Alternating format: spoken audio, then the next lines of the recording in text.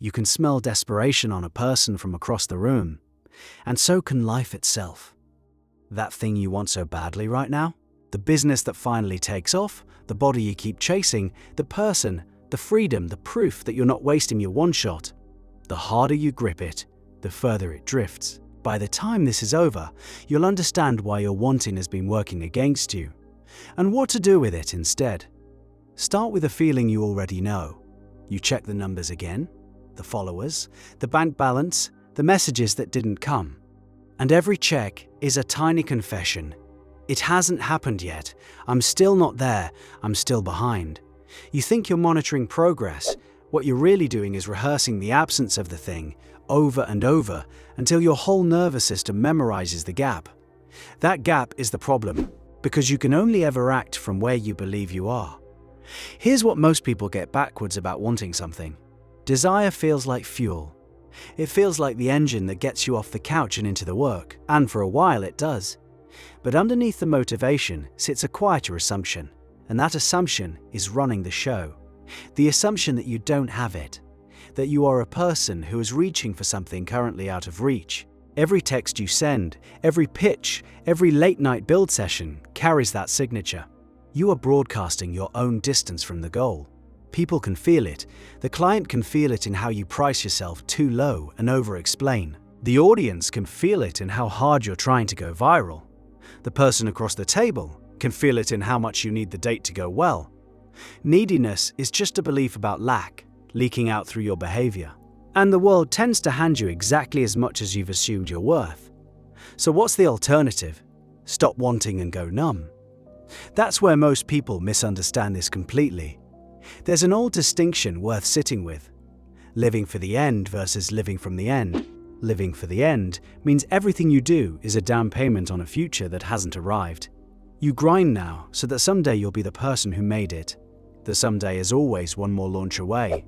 You're a runner chasing a finish line that moves every time you get close. Living from the end flips the direction entirely. You begin from the assumption that the thing is already done, already yours, settled, and then you move through your ordinary Tuesday as the person who has it, not the person begging for it. This isn't a trick to manifest a Lamborghini by pretending. It's a shift in who is doing the building. Think about the version of you that already runs the business you're trying to start. How does he answer emails? How does she decide what to spend an afternoon on? That person isn't refreshing analytics every 20 minutes. That person isn't auditioning for approval in every conversation. They have a calm that comes from a single fact. The outcome is not in question. The only open question is logistics and timing. That calm is magnetic. People trust it. Money moves toward it. Opportunities orient around the person who seems to already know how the story ends. Neville Goddard, the teacher most associated with this idea, put it plainly: assume the feeling of the wish fulfilled, not the feeling of wishing. The feeling of having. There's a world of difference between "I hope I become a sought-after designer" and the settled, slightly bored confidence of someone who simply is one. One is a prayer, the other is an address you live at. But conviction like that doesn't fall out of the sky. This is where the work actually lives, and is harder than hustle. Anyone can grind for 16 hours. Far fewer can hold a single assumption steady when their bank account, their group chat, and their own racing mind are all screaming the opposite. That's the discipline nobody sells you, because it doesn't photograph well. The discipline of your mental diet, of what you let your mind chew on in the 90 seconds after you wake up, and what fills your ears in the 90 minutes before you sleep.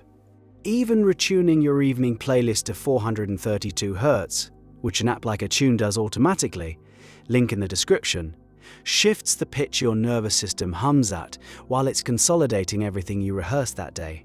Living from the end is a practice of attention, repeated until it becomes who you are. Every time you catch yourself rehearsing the gap, you gently return to the assumption that it's already handled, not by forcing a fake smile, by quietly refusing to keep telling yourself the story of lack. Picture the same Tuesday twice. In the first, you sit down to work already tense, checking whether today is the day it finally breaks your way. You're worth riding on the next result. In the second, you sit down already complete, doing the work because it's what your life looks like now, the result of foregone conclusion you're simply walking toward. Same desk, same task list. Two completely different people are doing it. And only one of them is fun to be around. The desperate version overworks and underperforms because every action is contaminated by the need for it to pay off immediately. The settled version can take a no without flinching, can walk away from a bad deal, can wait 3 months without spiraling. That patience reads as strength, and strength is what the world rewards. So why does desperate energy actually repel things? Look at the mechanics. No mysticism required. When you need an outcome too badly, you make worse decisions. You launch before it's ready because you can't stand the waiting.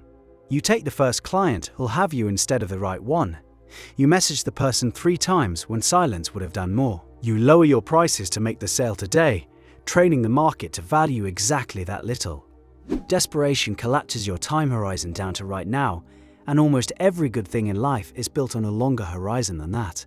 The person living from the end has all the time in the world because the end is already secured in their imagination, so they can play the long game without anxiety. They can let the soufflé rise instead of yanking open the oven every 2 minutes to check. And the long game played calmly is the only game that compounds. Here's a moment you've probably lived. You were broke or stuck or single, and there was one thing you wanted with your whole chest. The day you finally relaxed about it, half shrugged, stopped checking, told yourself it would sort itself out, that's the week it moved. You called it luck. It was a change in the energy you carried into every interaction. You stopped leaking need, and the room reorganized around the new you.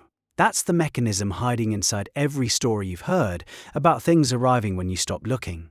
You didn't stop wanting, you stopped bleeding. The wanting went quiet enough that your behavior could finally come from fullness instead of famine. So the practice isn't to extinguish desire and float around detached. The practice is to feel so settled in the having that desire loses its frantic pitch. You still build the thing. You still show up. The work just stops smelling like a hostage negotiation with the future. There's a paradox sitting at the center of this, and it's worth letting it sting a little.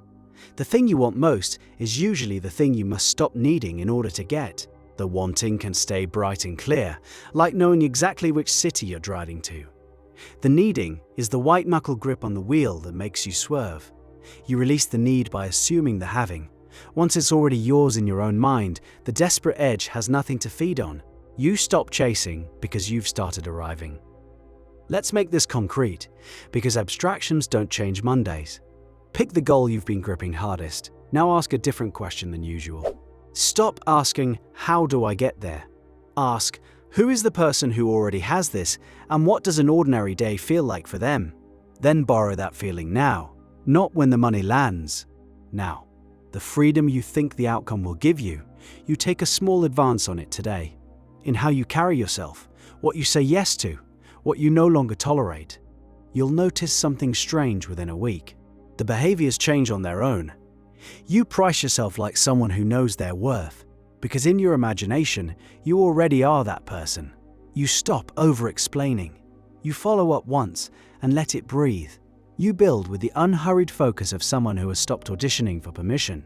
The energy that used to leak out as neediness now reads as quiet authority, and people respond to it before you've said a word. This is the inner work hustle culture can't sell you, because there's no course, no morning routine, no cold plunge that does it for you. It happens in the privacy of your own attention, in the unglamorous repetition of choosing the assumption of completion over the rehearsal of lack. Some days you'll fail at it, you'll spiral, you'll check the numbers, you'll feel the floor drop out. Return anyway. The discipline is the speed at which you come home to the end you've already chosen, and understand what you're really doing here. You're rewiring the self that walks into every room and makes every decision. The outer chase was always downstream of an inner identity. Change who you're being, and the doing reorganizes itself around the new center of gravity. Your habits start serving a person who already exists, instead of begging one into existence. The finish line you've been sprinting toward was never out ahead of you. You carry it. You always did. The only reason it felt so far was that every desperate glance at the gap pushed it another step away. So stop running for the life you want and start living from it, today, in the small, unwatched choices nobody claps for. Move through this ordinary Tuesday as the person on the other side of the thing you crave. Let the wanting stay. Drop the begging. And watch how fast the world stops resisting someone who has quietly stopped chasing it. The end was never your reward for arriving. It's the ground you've been standing on the whole time. Stand like you know it.